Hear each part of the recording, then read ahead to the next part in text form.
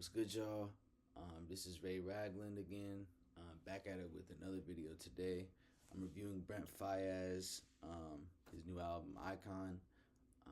It dropped like I want to say almost a month ago.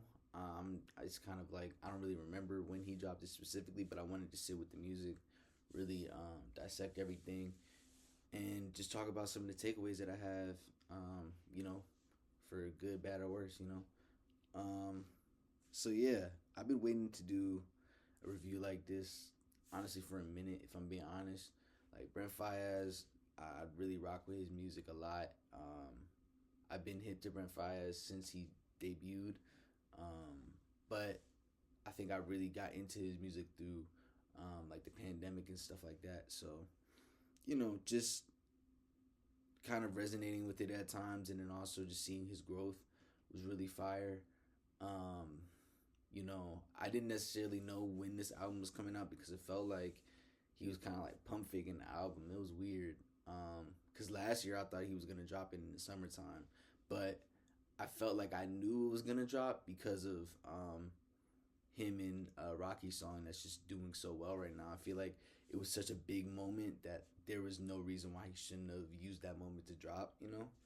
Um, so yeah, to see Brent kind of like fully taking advantage of that and coming with just a short length album, and is trying to have quality. Like I was really interested, and yeah, like I said, I didn't really know what to expect, and I feel like just even after first listen, I felt like I liked it more than his previous album. So that's just kind of like you know the beginning of what we got going on. So if you're new to the channel, what you don't know, usually what I do is I talk about the good, the bad, and then I talk about my favorites, and then I end with my conclusion. So we'll move on to the good. Um, I really love how this album has a mixture of like his previous sounds, but I feel like there's just a lot more groove to it with this project. Um, he's really incorporating a lot of neo soul, funk, and pop, and I think that's a large part because of Raphael Sadiq. I really like the production in this album a lot. I remember when I first listened to the album, I was a little thrown off because it's Brent. Brent's not always gonna go with the same type of, I guess you could say, music aesthetic for every single album, but you know, have like feeling or not understanding what was going on and then re-listening to it and understanding what was going on, I felt like the production is really top tier. It has a lot of replayability, um, and yeah, I think Brent. I like that Brent chose a new direction with his messaging within his work. Within his work, excuse me. I feel like a lot of people labeled him as like the toxic king, quote unquote, and with this album, he really challenged himself to make something that he's not really known for, which is like lover boy music. And my thing is like if you know Brent, like he kind of has that vibe to him, and I think honestly, like we kind of unfairly labeled him as the king of toxicity and stuff like that. But I think with this album, he really shows his maturity and he really shows that he's trying to separate himself from that type of like toxic way of thinking. And there's just a lot of themes, a lot of songs within the album that really talk about just being healthy. And I think that's something that we need in today's society. So that's a big takeaway that I have. Let's see. Yeah, yeah. Just I'm really content with just how mature this album is, and it just the replayability is really great. For the bad, I'll say I feel like this album was a little too short. I think Brent wanted to make something that was very cohesive, and he really succeeded.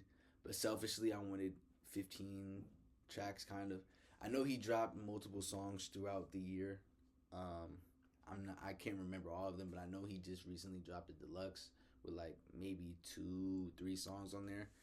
Um, so maybe my prayers were answered in a sense, but I'm not really tripping about it. But I understand why that could be kind of a complaint because sometimes when you really go away for a long time, for example, I talked about Baby Keem, my last video.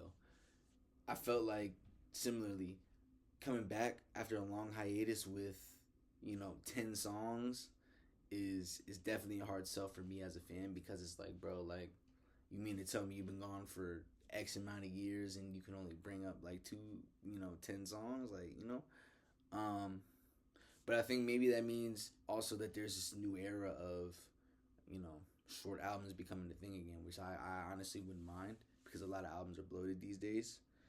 um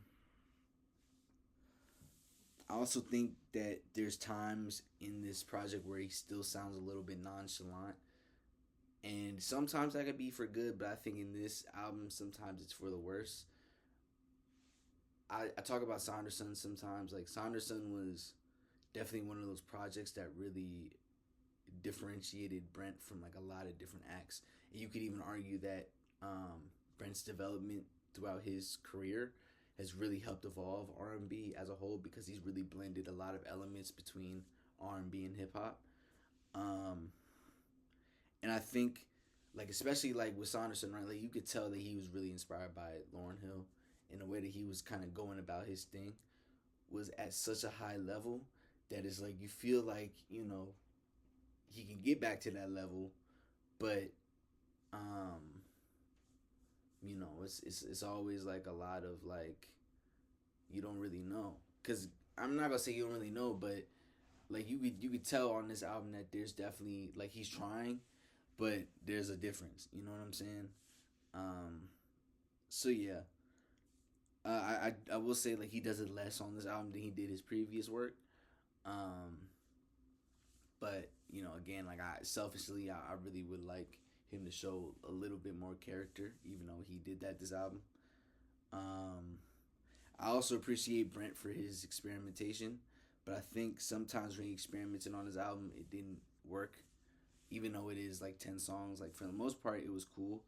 But I think, like, for example, like Other Side is an example of a song that I just couldn't get into, because he was trying to experiment a little too much. And it's like a groove, it's still a vibe, but it just, I think because he was experimenting again, it just didn't hit me the way that it might hit others. So yeah, now it's time for the favorites. Honorable mention, gotta put Wrong Faces up there. I think this is a song that we can all relate to, because it really talks about like putting your love into the wrong people, and you could definitely argue that like Brent's music kind of like personifies